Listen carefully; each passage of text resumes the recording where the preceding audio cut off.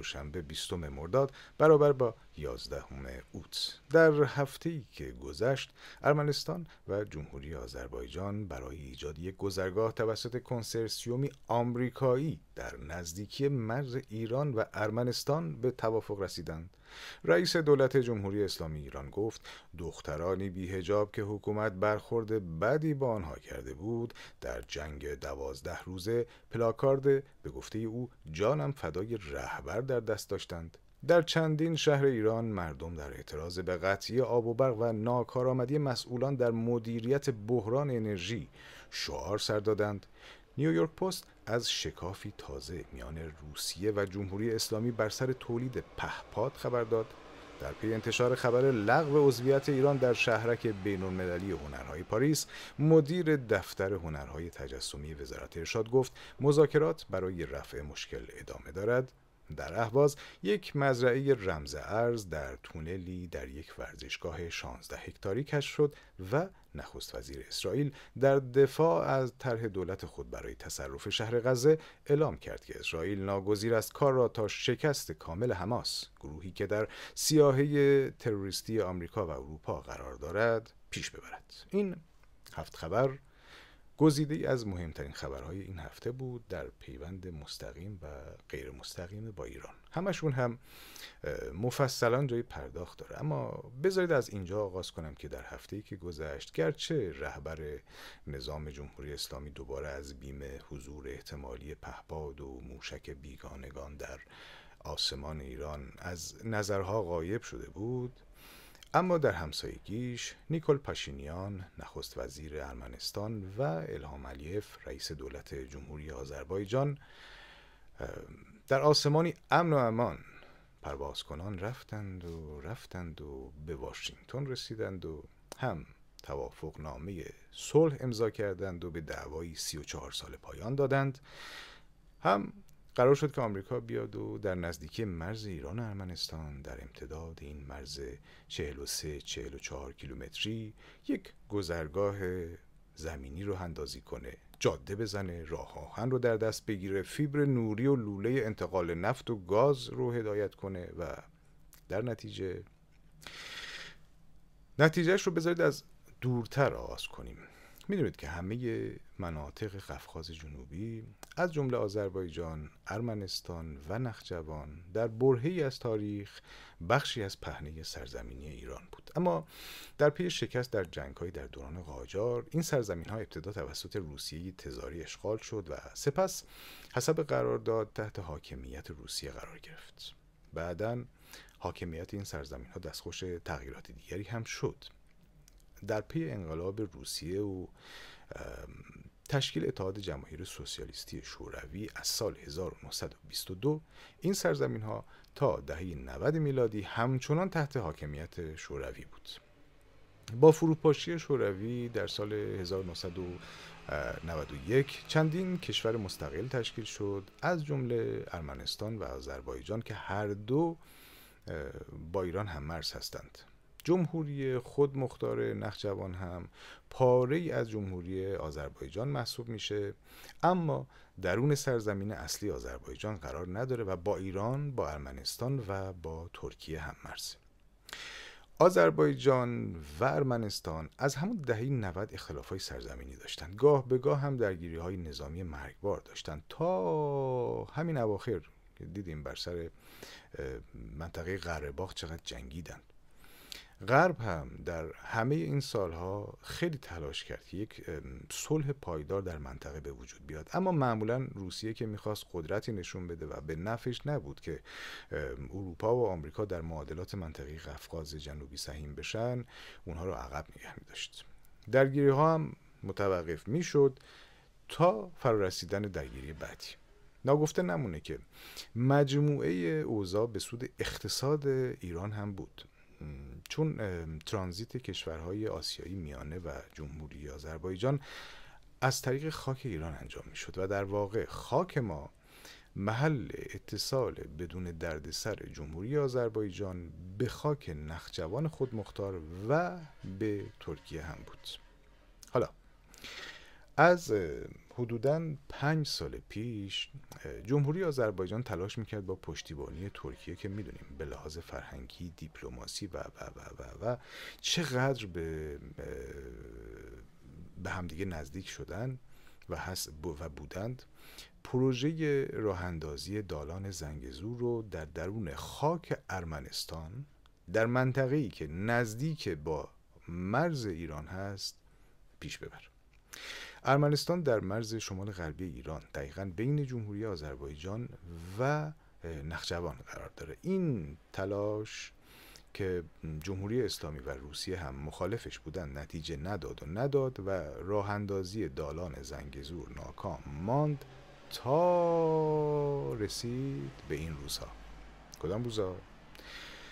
دقیقاً در روزهایی که قرار شده رؤسای جمهوری آمریکا و روسیه بر سر جنگ اوکراین دیدار کنند و چونه بزنند، ناگهان رهبران ارمنستان و آذربایجان در پایتخت آمریکا در نشست با دونالد ترامپ دیده شدند و ضمن دستیابی به توافق برای صلح میان دو کشور اعلام شد که کنسرسیومی از شرکت‌های آمریکایی قراری که در منطقه نزدیک با ایران در استان جنوبی سیونیک ارمنستان حضور پیدا کنه و کنترل گذرگاهی که برای راه اندازیش توافق هم شده رو در دست بگیره. از سوی روسیه پوتین هم در این روزها ظاهرا دیگه با این گذرگاه مخالفت خاصی نداره. حالا برگردیم به چکیده نتیجه راه اندازی این دالان. نخست ترانزیت زمینی کالا از آسیای میانه به نخجوان، ترکیه و سپس دیگر مناطق اروپا در مسیر قفقاز جنوبی بدون نیاز به گذر از خاک ایران ممکن میشه.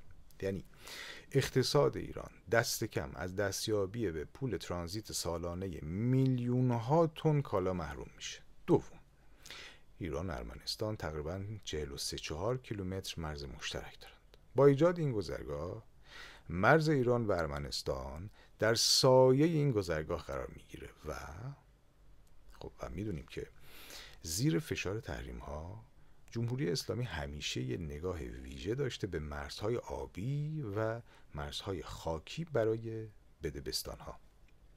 مرز زمینی ایران با ارمنستان هم ویژه در ویژه است، چون ایران رو میرسونه به گرجستان و بعد به کشور روسیه. اینو اینجا نگه داریم. هنوز دقیقاً نمیدونیم که این گذرگاه چقدر با مرز ایران فاصله خواهد داشت. گفته میشه که در مناطقی تا حدوداً چند کیلومتر، مثلا تا 10 کیلومتر ممکنه با مرز ایران فاصله داشته باشه و اما در چند منبع آمریکایی خوندم که این گذرگاه، این دالان 44 کیلومتری در برخی مناطق از مسیرش فقط 30-40 متر با مرز ایران فاصله خواهد داشت.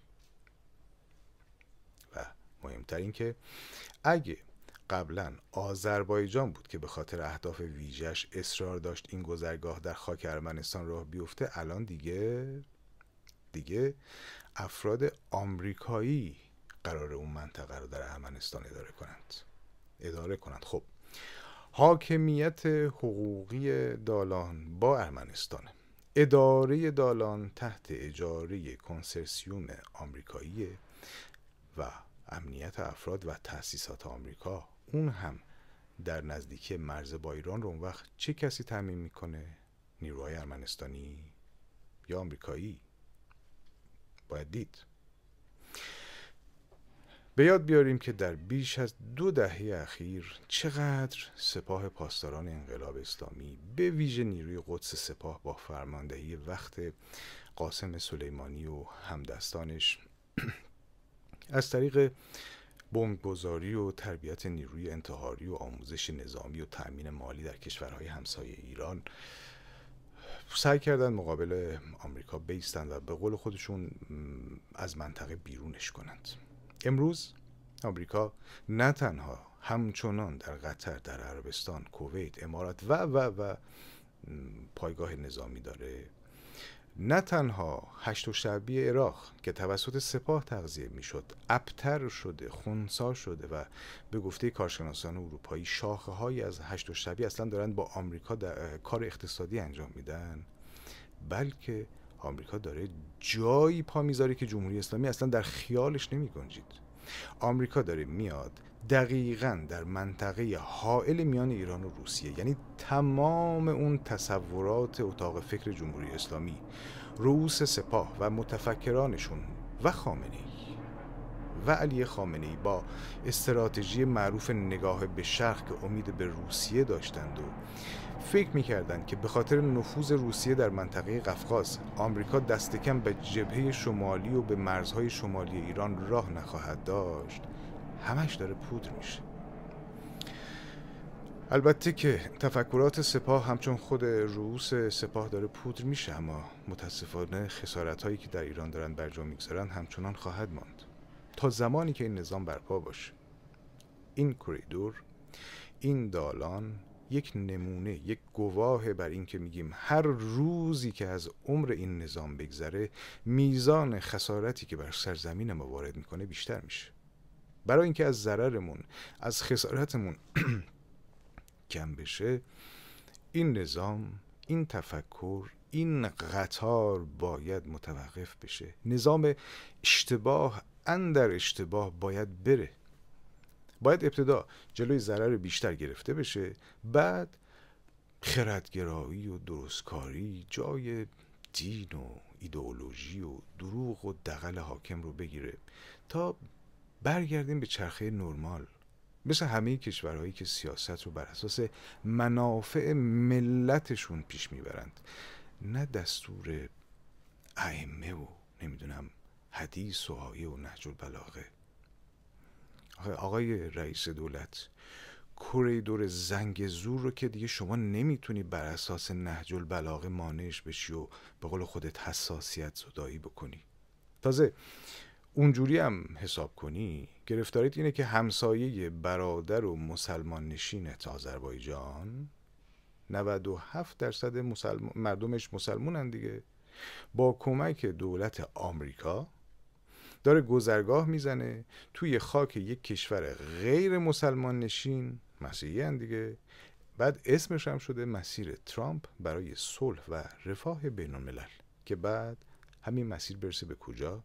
دوباره به خاک نخجوان مسلمان نشین و بعد ترکیه مسلمان نشین. و حالا شمای متخصص نهج البلاغه بیا حساب کن که شمشیر اسلام رو اینجا علیه کی میخوای بلند کنی؟ البته شنیدیم که علی اکبر ولایتی مشاور امور بین الملل رهبر جمهوری اسلامی در روزهای ادامه غیبت علی خامنه‌ای، میدونیم که الان خامنه‌ای رو آخرین رؤیتش در 7 مرداد بود دیگه، امروز 20 مرداده. آقای ولایتی واکنش نشون داد و گفت که جمهوری اسلامی با یا بدون کمک روسیه اجازه نمیده که دالان زنگزور با مشارکت ایالات متحده شکل بگیره و گفتش که تهدید کرد، گفت که زنگزور به گورستان نیروهای آمریکایی تبدیل خواهد شد. این تهدید و گفته‌های از این دست اصلا به نظر من جای بررسی همینجا نداره، چون جز عربده کشی نیست. تنها شانسی که جمهوری اسلامی میتونه داشته باشه اینه که ترامپ و پوتین در نشست پیش رو بر سر مسئله اوکراین به توافق نرسند و اون وقت روسیه بخواد در این مسئله گذرگاه تلافی کنه، یه شیطنتی کنه و پروژه مثلا قدری عقب بیفته. همین. در غیر این صورت جمهوری اسلامی هیچ شانسی برای ممانعت از راه اندازی این گذرگاه ندارد. مردم ایران همچنان شانس دارن. همچنان این شانس رو دارند که با سقوط نظام از همه فواید و نعمت‌های از دست رفته ایران بهره مند بشن و کشورهای منطقه هم در آسایش باشن. من می‌خواستم به سایر تیترهایی هم که انتخاب کرده بودم بپردازم، اما سخن در ادامه همین تیتر به درازا کشید و از اونجا که بقیه موضوعات هم در گفتنی در موردشون بسیار دارم، شاید تا پیش از هفته بعدی یک میان هفته هم بگذارم. مشتاق نقد و نظرتون هستم و به تدریج شکل کار رو هم تغییراتی درش خواهم داد و پس همچنان تا به زودی.